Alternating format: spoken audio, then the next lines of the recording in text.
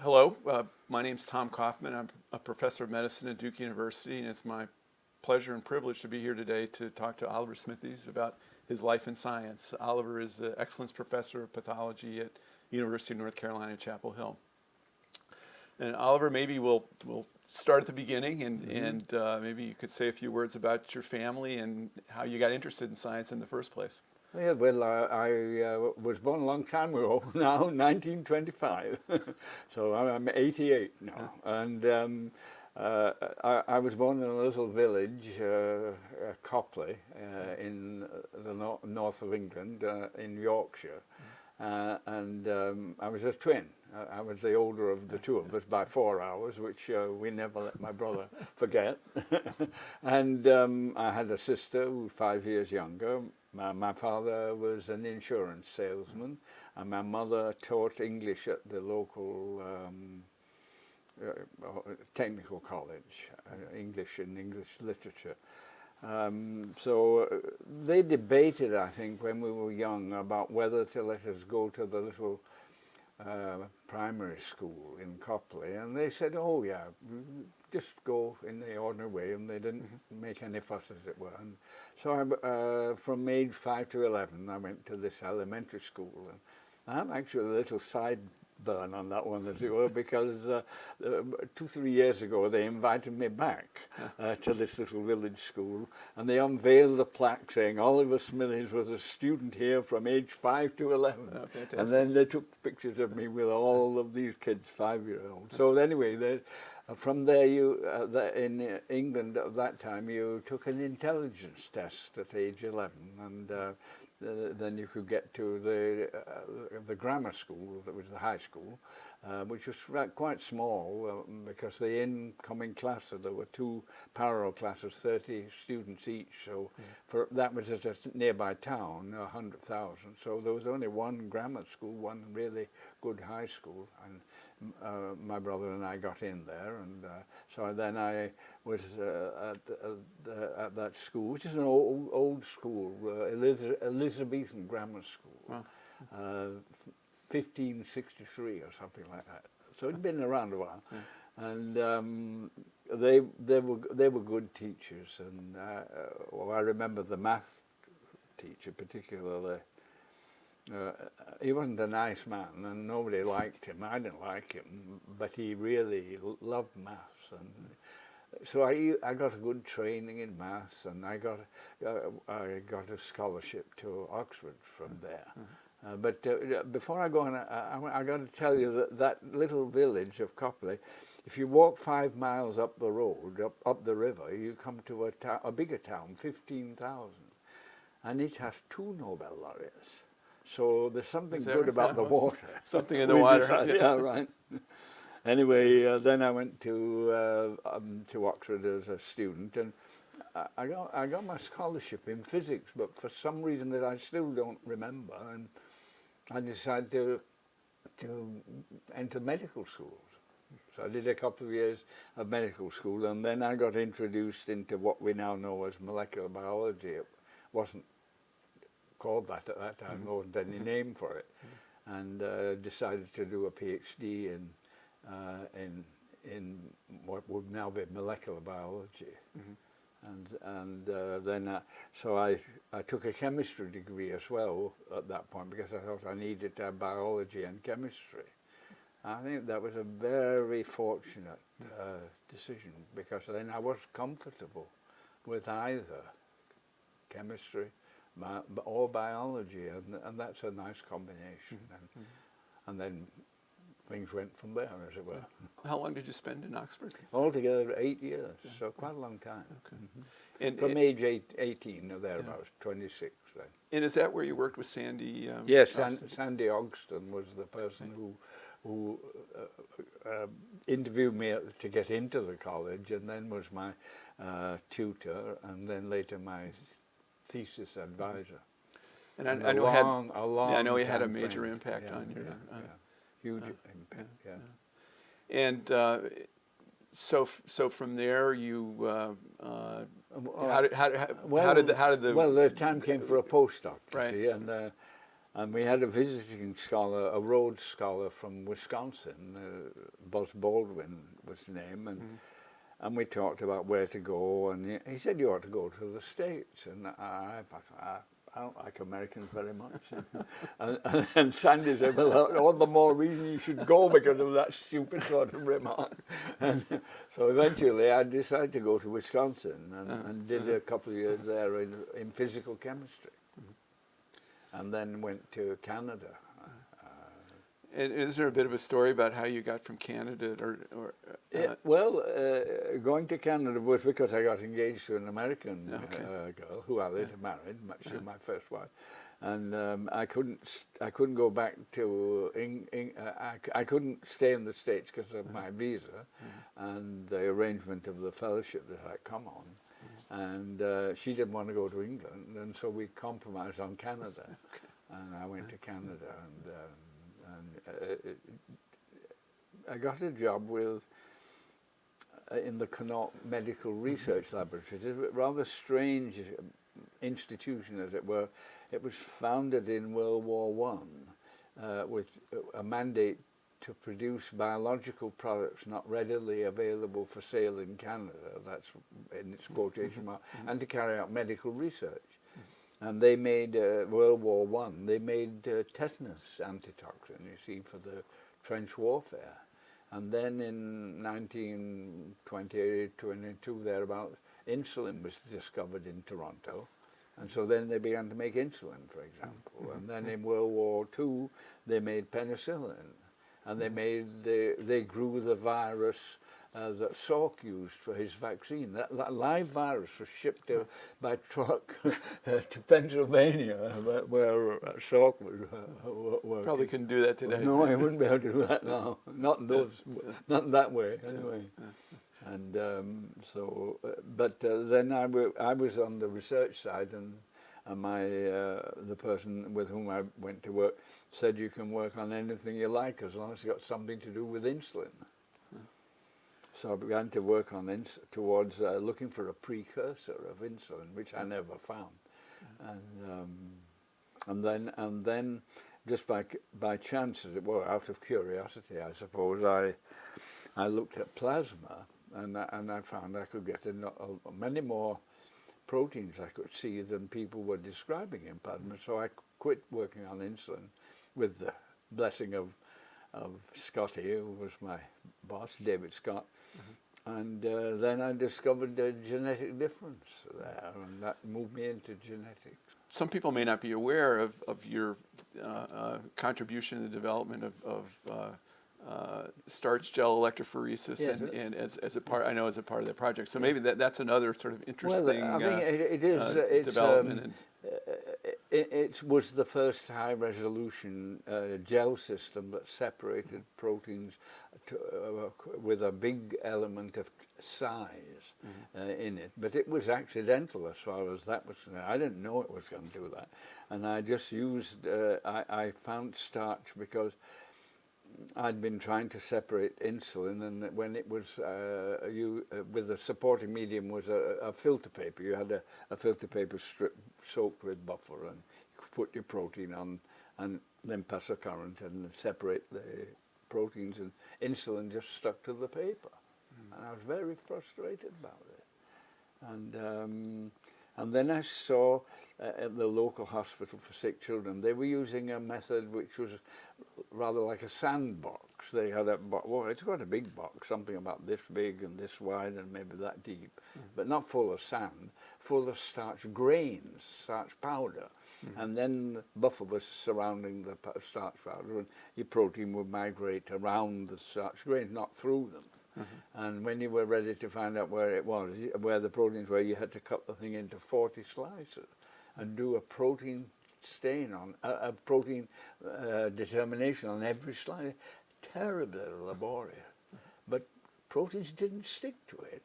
And I thought, and then I remembered helping my mother do the laundry when I was a kid. Well, I don't know whether helping it should be in quote. But that if you cook the starch, it made a jelly. And I thought if I make a jelly out of it, then I won't have to do the cutting. All I can do is stain it. and it worked. It worked pretty well. But it turned out to be more powerful than that, because the gel didn't form until it was a high concentration of starch, about 15%. And then it began to separate molecules by size. And that's where the molecular sieving came. And polyacrylamide was a direct descendant. Somebody tried to use a different gel instead of starch. But it really did change the ability to distinguish it protein made a big sizes. impact, yeah. And all sorts of genetic differences were found using the method, and still are for that matter. But they don't use starch anymore, they use polyacrylamide. Sure. And I use polyacrylamide. It was your application of that method to analyzing plasma proteins that uncovered these genetic differences, yes, that's right. And yeah. It was, I mean, I wasn't expecting it, but I remember I was about ready to publish, and I'd been running a sample for myself and my two friends. I had two guys who I knew who were graduate students, and I would get them to give me blood, and so I've been running these samples, and then one day, just before I was ready to publish, I ran another sample, and it was from a girl, and the pattern was different, and I thought I had found a difference between males and females.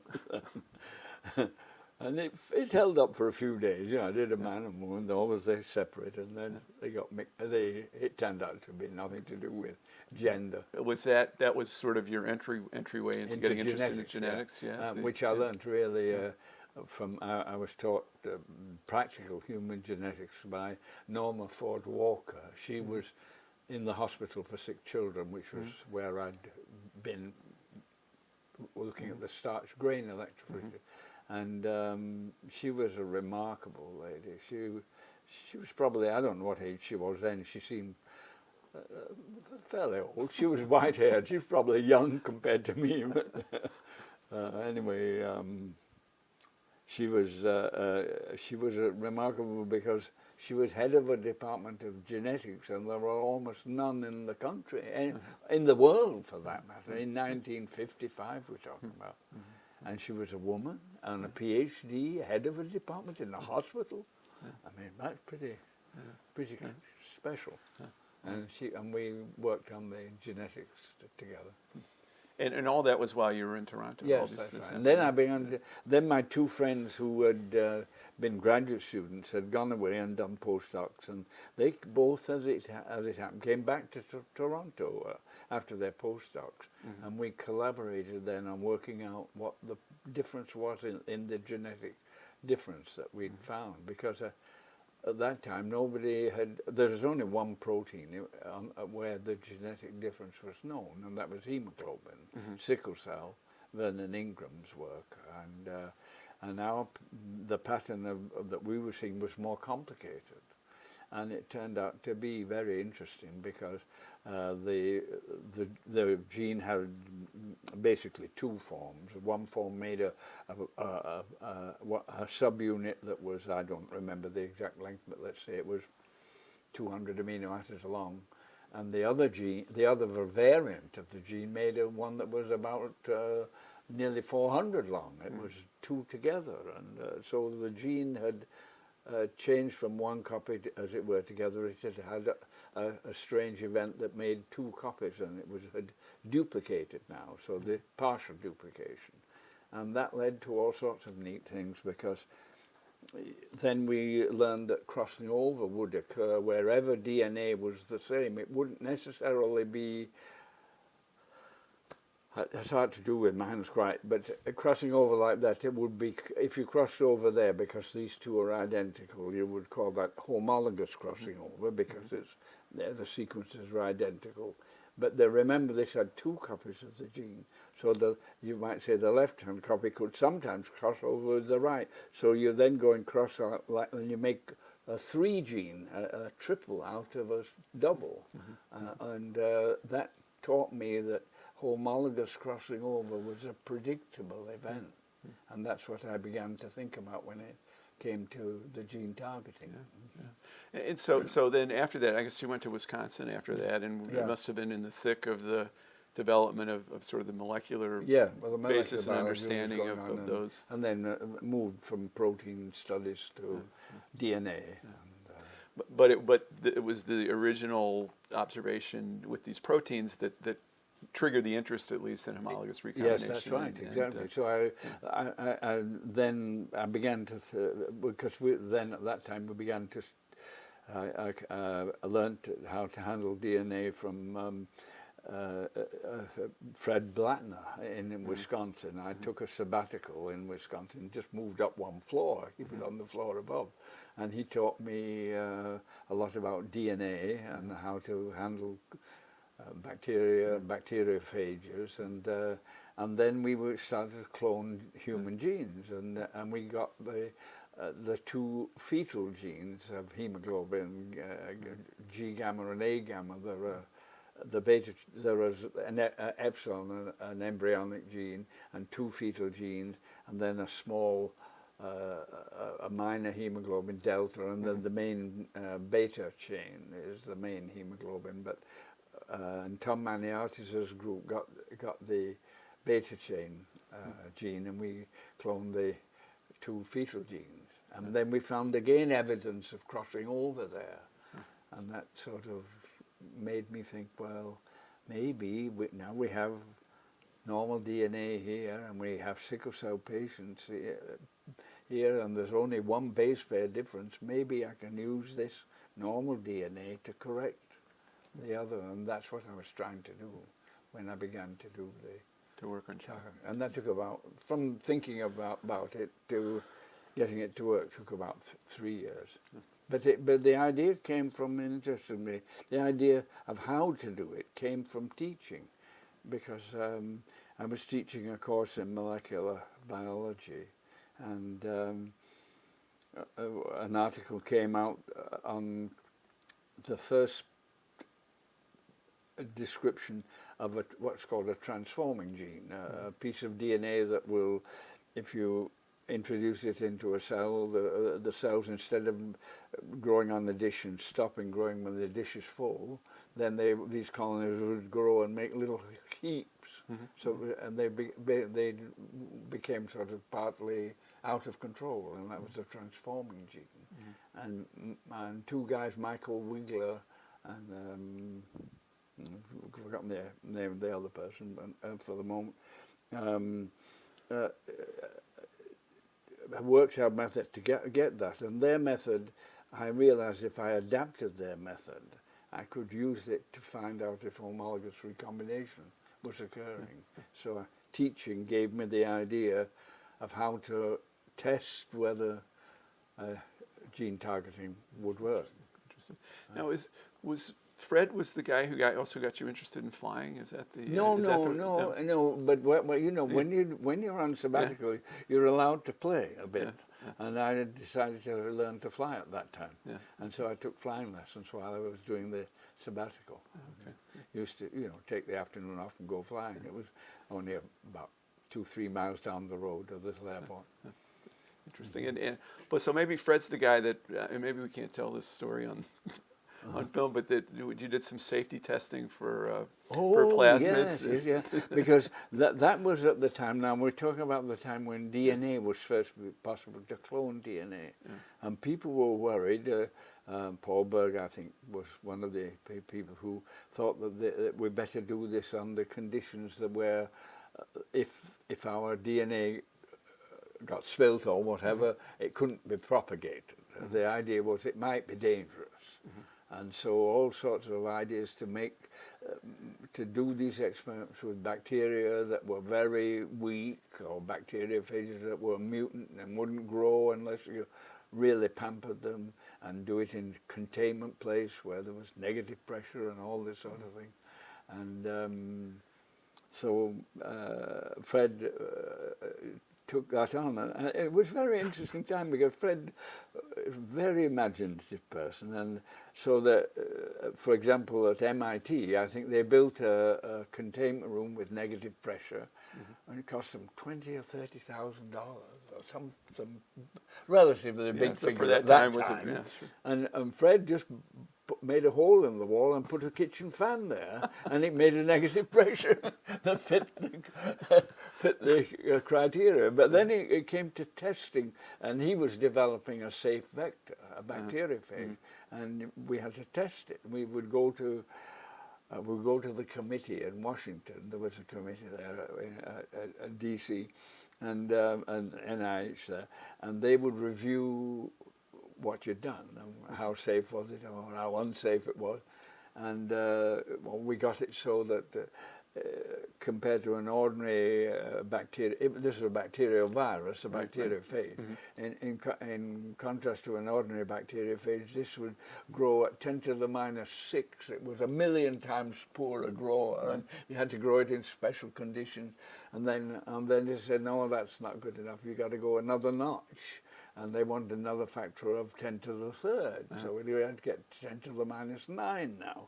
And so we decided to use a bacteria which was damaged, as it were, to grow the bacteriophage. So the bacteriophage is highly mutated and needs special conditions to grow. And now the bacteria is highly mutated. It needs special conditions. So now we had to prove that the bacteriophage that the bacteria really was harm. So Fred and I and his postdoc drank a cup full of the bacteria in a glass of milk, and then of course had to measure where it came out. Come back to the lab with a little package and measure how the bacteria had, and the ones that we used, they were down about 10 to the minus 3 compared to an unmutated bacteria. So we got 10 to the minus 9, and it was good enough for the committee then. Yeah, good enough, good. And then that was approved. Yeah, good. Well, so back to your gene targeting project. So you had the idea from the ability to correct the hemoglobin, and maybe talk a little bit about sort of the what went on from what went on. It worked. Yeah. So we'd established that it was possible to target a gene. We didn't call it gene targeting then, but that's what it later became called. And but the frequency was very poor. Relative to the starting cells, 1 in 1,000,000 cells that you treated would have the correct targeting. So it wasn't any use for gene therapy. And it still isn't. Maybe someday will make it useful, I hope. But it was obvious that it wasn't useful. But then Martin Evans came out with the embryonic stem cell, and you could grow these in culture, and you could get a mouse from them by following his procedures. So I realized that we could use the gene targeting to alter a gene in these cells in tissue culture, embryonic stem cell, and then get a mouse with the mutant gene. And so I began to work on that. I was interested in correcting genes, so my first experiments of that sort were correcting gene. And Nobuo Maeda, my wife, had a construct that she'd made that looked as if it would work. So we tried it, and Tom Deutschmann came to the lab, and he did that experiment. And you know, sometimes things work first time. It worked really? The first experiment, and they got them. We got these colonies that were, we didn't realize what they were. What's all this stuff, you know? But it had worked, and these were the colonies we should get. And that was gene correction. Now, Mario Capecchi, who'd been doing gene targeting parallel, but quite independently, we talked to each other at meetings and things, but we weren't collaborating or anything. He also went to talk to Martin Evans about the stem cell, and we both, you know, it's interesting how these things happen, because we both went to talk to Martin Evans within 3 weeks of the same time. And then we took us a couple of years to make it work, and then within 3 weeks we each published a paper on it working. And so the timing was just right for it. And then people used the method then a great deal for knocking out genes, which is not what I'd used it for. I got more interested in not what genes do, but how they vary in the population. And the way I put it is this: you look around and you see that. What do you see? You see some people are tall and skinny, and some people are short and wide, and some have a big nose, and some have a little nose, some have big. Everything is quantitative. It's not qualitative. That's to say, you aren't missing a nose, you aren't missing an ear. I mean, rarely. Right. And so that I got interested in quantitative variations, and that got me eventually into blood pressure work, and because it was actually because of the work of let's see, who was it? I've got a blank on the name of the person whose work it was. Pierre Corval. Yeah, that's right. And the person who did the actual work on the Angiotensinogen gene. Anyway, they discovered a polymorphism in the Angiotensinogen gene, a methionine-threonine difference, which was associated with in families with hypertension. The people who had the threonine form of the gene were more likely to be hypertensive than those who had the methionine form. And so I thought, well, I'll change methionine to threonine in the mouse. But that experiment died at birth. There wasn't a methionine there. And so I realized it really wasn't the methionine-threonine difference that was important. It was probably the other thing that they observed, there was a quantitative difference. There was more angiotensinogen if you had the threonine than when there was the methionine. And so they began to change the amount of product of a gene, and that turned out to be the variable that was important there, not the sequence of the protein, but the amount of it. And then later on, the methionine-threonine difference was shown to be associated with the promoter difference upstream. So the promoter variant in front of the threonine gene was stronger than the promoter variant in front of the methionine gene. So it was really a quantitative thing. And I did then quite a lot of things on that. So one of the things that's characterized your work in the last couple of decades or longer is that you've shared a laboratory operation with your wife Nabuya, and it's sort of been that's been your life. And, yes, and maybe talk a little bit about that. We're very happy, a happy marriage and a happy collaboration, because she came to the lab in a sense by accident. And so I say Ronald Reagan is responsible for my marital happiness, because he put a freeze on appointments, and Nabuya was about to take a job as a postdoc, and second postdoc at NIH, and the appointments were frozen. And the person she was working with, Walter Fitch, hadn't any more money. And so he called me and said, I've got this Japanese lady, and she's very bright, and she'll listen very politely to you, and then she'll do what she wants. But he said, you might like to have her as a postdoc. So she came over as a postdoc, and that sometimes happens, and eventually we decided that we needed a different relationship. And then, so she was around during the time when the gene targeting was getting going. And she decided to work on lipoproteins, because we had a friend who had been studying pigs,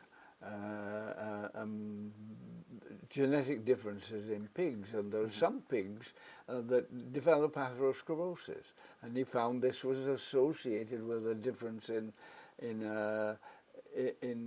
one of the apolipoprotein genes that's involved in making making very low density lipoprotein particles. And so she decided to try to work out what the difference was, and that led her to look at the system, and she began to realize that apolipoprotein E was important, and she knocked out the gene, and lo and behold, atherosclerosis in a mouse in 6 months or less on a diet with almost no cholesterol. And so that was very exciting, and that's the work she continued in that work, and so she's doing this, and then she got grants to work on lipoproteins and atherogenesis while I was working on blood pressure. So we were doing things in parallel using the same sorts of machinery, you might say. The DNA work was similar, and the embryonic stem cells, we could use the same ones. So the work was completely independent, but yet overlapped in the sense we could help each other. Sure. And worked very well. Yeah. It still continues to work well. So in 2007, when you won the Nobel Prize, those of us who knew you were thrilled and excited, and I know it was an interesting experience for you, and maybe to talk a little bit about that in particular, and what it's meant to your... Well, you know, people have been saying for years, when are you going to get the Nobel Prize, Oliver? And I'd long since given up any thought of it, because years had passed, and it was now 20 years after the work had been done. You know, here we are, obviously they've forgotten about it, or they don't think it's important. And then comes October, and the beginning of October, you get woken at 3 o'clock in the morning by a voice that has a Swedish accent. You have some idea it might be. So that's what happened, and he said, the guy who called me said, it's taken a long time, he said, but there are many opinions and there are many candidates, but here you are. And then I asked him, I said, who was it with? And he told me it was with Mario Capecchi and Martin Evans, and that I was very pleased about that, because I thought that's what was the right combination. And how has it changed your life since then? Yes in ways and no, that, really. I think the answer is probably no, not really. But it's made me possible to go and talk more to students around the world, and go to meetings where, sometimes quite big meetings, where there are a lot of students, and then I can tell them a little bit about my history as a scientist, and they come out there, they seem to be starry-eyed, and it's so inspiring, and you know, words like that, and so I know that it's valuable to do that, and so I still do that. But otherwise, not much change. Well, I think people think I'm dead. You know? Well, we have evidence here that you're not. Right. I don't have people knocking on my door to come to the lab. I wish they would knock a bit. I like a good nephrologist. All right, we can use this as an advertisement. Yeah, we can. Yeah, right. Well, but the lecture that you gave as a part of when you received the prize really was addressed to the students. Yes, it even was. there Yes, in Stockholm. That's right. Yeah, it taught me that this was a good way to talk to students. They could understand then, because I still work in the lab. I mean, today we're on a Friday afternoon. I've done 2 experiments this morning. I mean, I still do experiments. That's the way it is. That's been my enjoyment of science, really. Almost, because if you're doing experiments, especially the sort of experiments that I like to do, you don't have to wait an enormous long time to get a result. You get a little boost or a little up, or it can be down a lot of the time, but every now and then you get one that's up. Today was a very good day. It was a good up day. I learned a lot of things that I've been having trouble with, and I now understand something I didn't understand before, which is that when you get an experiment like that, you just, you know, it's a real boost. And that's a joy of life. Oh yes, that's the joy of science for me. And of course, you get it doesn't go the way you like, but well, it's a good gel. It's a pretty gel.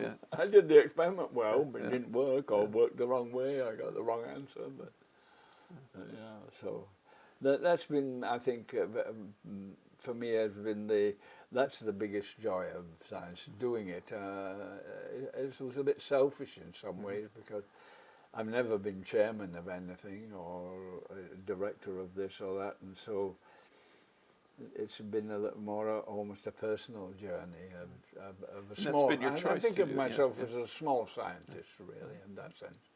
I mean, I don't have a big lab. I've had at one time I had a fairly big lab. Yes. But I don't anymore. But still work. And you've trained a lot of people who've gone Yeah, on to yeah. make Yeah, some contributions in nice people. science. Yeah, And very good people. and I mean, did you have a particular philosophy or approach to trainees in your lab? Well, And, I think it was more or less to let people have the opportunity to do something that they thought was important. Because that's the way it had been for me, that I was, when I was an undergraduate, I was given freedom to work on, problem was suggested, and then I was let loose, as it were. And that's the way in which, but I found that in which I've been mainly having postdocs now, but with the postdoc I've found that for me the way to do is to try to give the postdoc a problem that is related to what you might say the plan of the lab is, or the total work, but make it that one, the thing, now you can help us with that. But while you're helping us with that, you can dream up something of your own. And then that would often happen. And you might say, starting with, if this is the full-time work on something related to what we're doing, and then this would decrease, and then the other working on something that you're interested in, and then they go out of the lab, and they've got something that's theirs, that they thought of, and that's happened several times. yeah, yeah.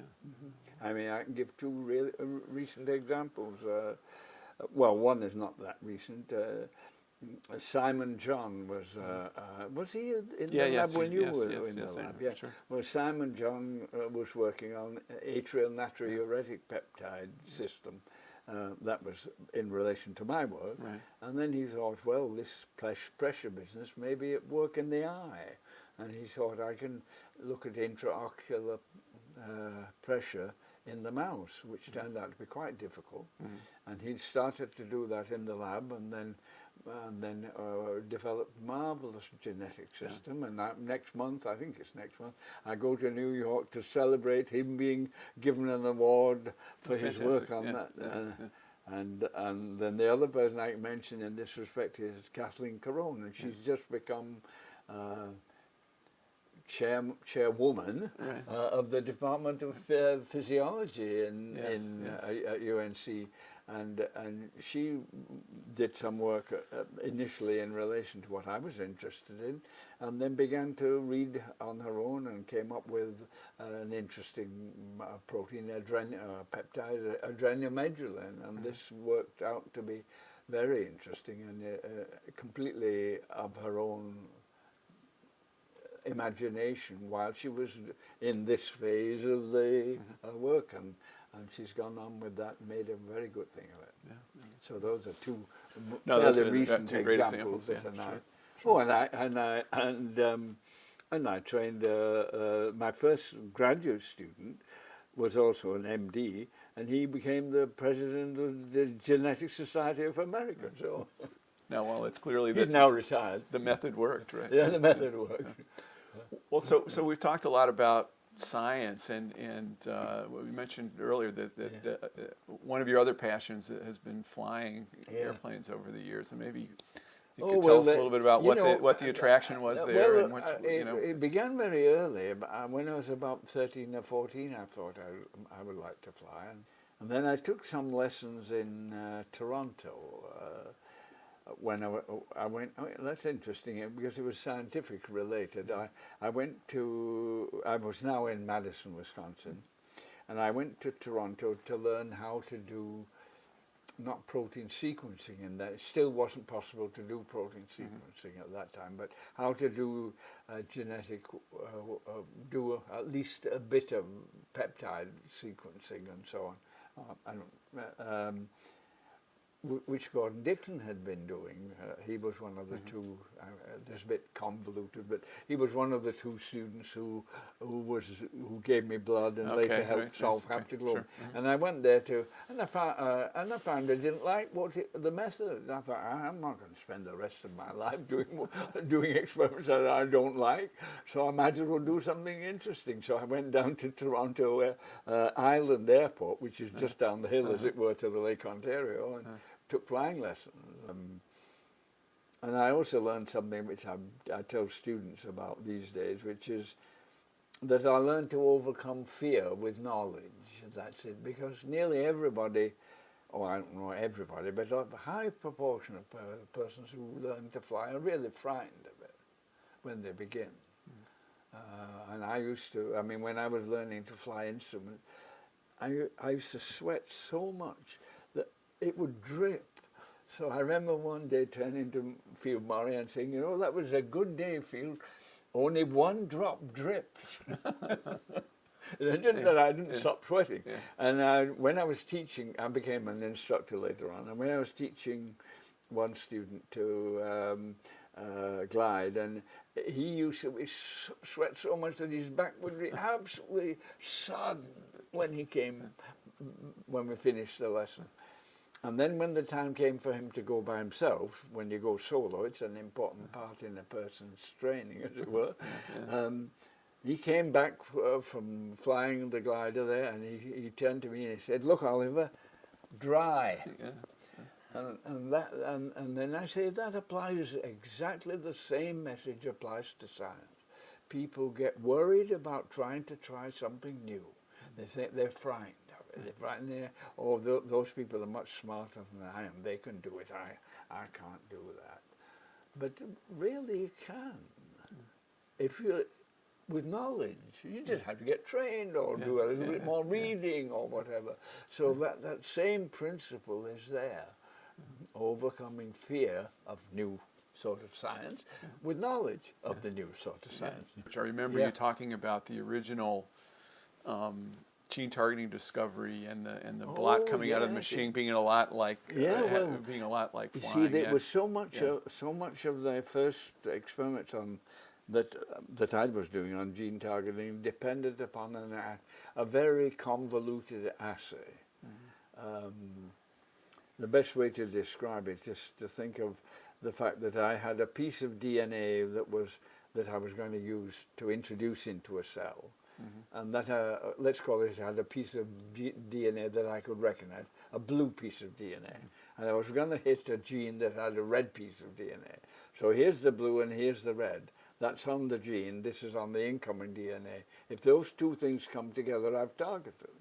So I was looking for blue coming next to red, but it was very convoluted, and we went through many steps, and then eventually got to the stage where we had some colonies that we were fairly sure would be could be looked at by a less convoluted way. We could just do ordinary, isolate the DNA and do a southern blot to find the length of a fragment.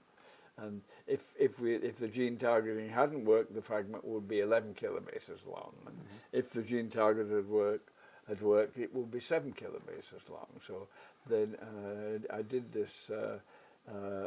My postdoc at that time, Ron Gregg, had been doing these experiments, and I developed the gel with the southern blot, and I'm colorblind, and so I would develop the film. In those days, it was radioactive, and I developed the film. There's no point in turning the lights on because I can't see in the red light anyway. So you sit there dreaming, and I thought, you know, this is just like flying on instruments. Here I've had this indirect approach to assaying gene targeting, the convoluted assay. And that's like being in an airplane where you have, at least those days, more or less still, you have a needle that moves like this. And so if you're on the vertical course correctly, in the correct plane, as it were, this direction, then the needle is like that. If you're off, it goes to one side. and then you have to fly to the needle. Now there's another needle which tells you whether you're high or low. So if the needle is down, you're too high, and so you have to keep these two needles crossed. So it's very indirect, but nonetheless, if those needles are crossed, you come out of the clouds and there will be a runway. Of course, there are procedures if there isn't, Right. but that's what you expect to do. So I remember thinking, you know, this is like I'm coming out of the clouds. I've all this indirect stuff, and then is there going to be a runway? When I developed the film, there was the band in the right place. So that's my runway. And at the meeting I talked about it, that's what I said to it was a Gordon conference, said to the people at the conference. And so everybody then, when they got to their last slide, then said, and this is my runway. So that was a little story of flying in relation to. It's a quite good analogy, really, because indirect signs and then a direct proof. Yeah, and that was the direct proof that you direct could proof modify a is gene there a in the way. runway there, you know, that's pretty direct. Sure. And when my band in the right place, that's pretty direct. Well, I think people should know that, think about many times experiments don't work. And what do you do? Well, or say you get a funny result, and most often, if you've got a result, if you're trying some method, for example, a new method, and it doesn't work, it's almost always you made a mistake. Don't mess around with the method at first. Assume you've made a mistake and try to correct it. And then if you're working on a project and things don't, or I think this is more in relation to teaching, that if you see a student who's going to make a mistake, and you can see the mistake they're going to make, and it's going to cost them a couple of days, you don't say anything. They'll learn more from making the mistake than they will from you jumping in and saying. And if it's going to be a couple of weeks of work they'll lose, well, you might just say, have you thought of so-and-so? And that's all you do, and that lets them try again. But then if it's going to be 6 months' work, you better get in there. And so the same way with flying, you see. That's why there's a good analogy there, because when you're teaching a student, you have to let them make mistakes, because that's how they learn. They do something and it doesn't go quite right, so they do something different. You tell them what to do, of course. And then, but there are times when you have to do something yourself.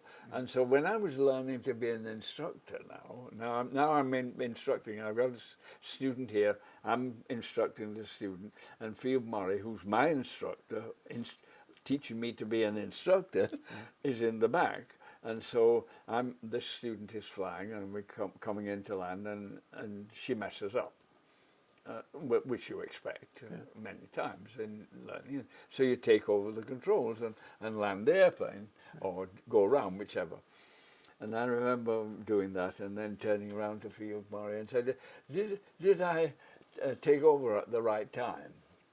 And he swallowed like this and said, well, I could have wished it had been half a second earlier.